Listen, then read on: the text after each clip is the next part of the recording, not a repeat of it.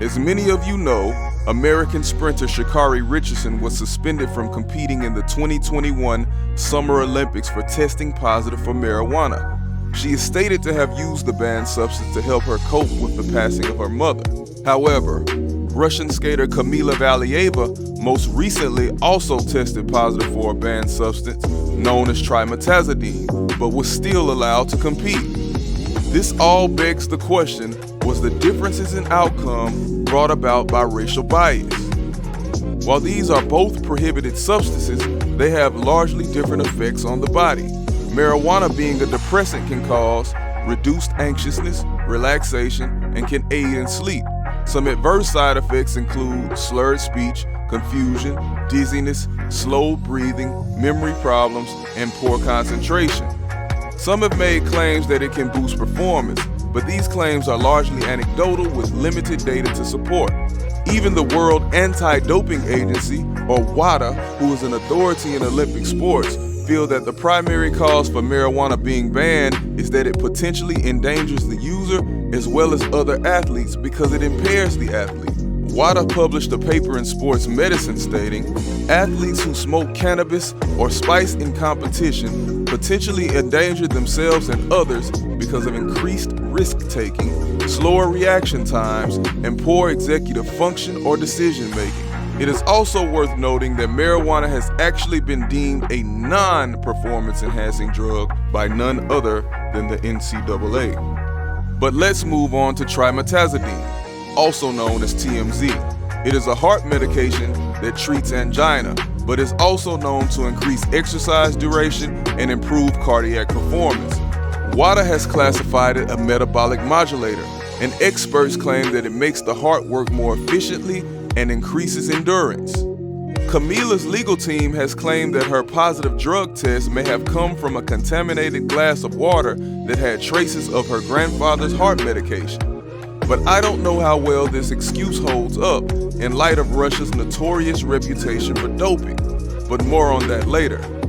As we can see, the effects of the drugs differ significantly. Marijuana with effects that impair performance, while TMZ has effects that do indeed enhance performance. Also, both are banned and carry a penalty of suspension, yet there does not appear to be an equal outcome between the two Olympians. At face value, this does appear potentially racist, and there is undeniably at least some form of preferential treatment at play. What is undetermined is the motivation driving the decisions, and is it really due to prejudice? Sha'carri Richardson is quoted saying, "The only difference I see is I'm a black young lady, and it's all in the skin."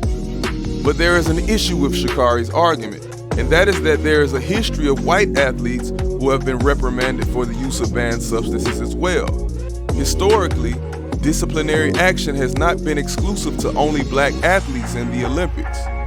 In 2018, Olympic U.S. swimmer Ryan Lochte was banned 14 months for taking an illegal amount of vitamin B complex.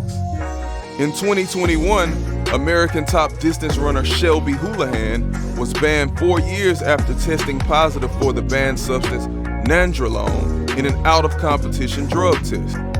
And most notably, Lance Armstrong was stripped of 7 Tour de France titles and banned for life after a doping scandal.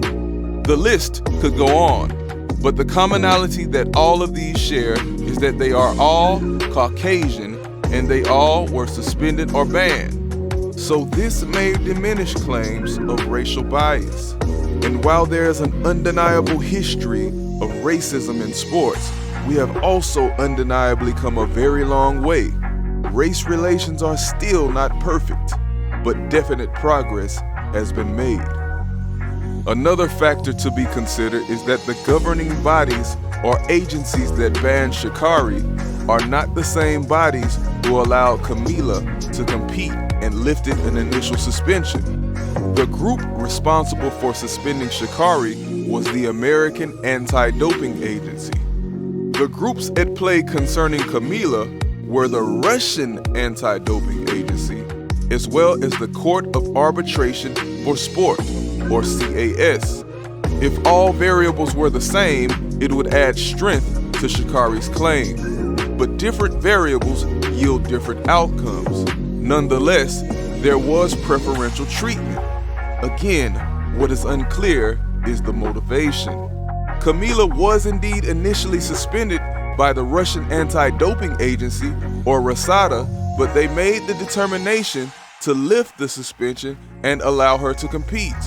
This decision was challenged by the International Olympic Committee, or IOC, as well as WADA, and was taken into arbitration before CAS. It is here that CAS granted Kamila the permission to compete. CAS arbitrators claimed that Kamila's age made her a protected person, and this in turn granted her some exceptions from the rules. But in my opinion, if you are old enough to be qualified to compete with adults, you are old enough to be subject to the same rules as your adult competitors. It is also worth noting that CAS has a history of showing lenience towards Russia. In 2020, CAS reduced Russia's national ban for state-run doping from 4 years to 2 years after Russia made an appeal. So this type of treatment is not entirely new in terms of how CAS has dealt with Russia. And in this example, though they did receive preferential treatment, it does not appear to be on the basis of race, but most likely political influence. There are many things unknown to the general public, and we simply don't know the strings that may be being pulled behind the scenes in the world of sports politics. We also don't know if there is any form of coercion or manipulation involved. But of course, this is only speculation. But it is likely that the fact that different agencies were involved may have played a role in the outcome. Sha'carri being suspended by an American governing agency, and Kamila ultimately being handled by Russian and international governing bodies. When it comes to the sports world, very few have a history of corruption as notorious as Russia, with offenses so egregious and widespread that in the 2014 Sochi Games, they received a nationwide ban for state-run doping. Grigory Rodchenkov is the former head of Russia's National Anti-Doping Laboratory and Anti-Doping Center. Rodchenkov is known for his involvement in the state-run doping program in Russia.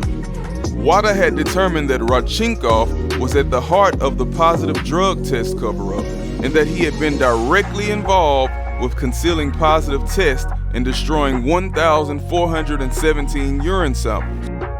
Rodchenkov said he developed a 3-drug cocktail of banned substances that he mixed with liquor and provided to dozens of athletes at Sochi Olympics. Rodchenkov's allegations were confirmed by the independent McLaren report, leading to Russia's partial bans from the 2016 Summer Olympics and the 2018 Winter Olympics.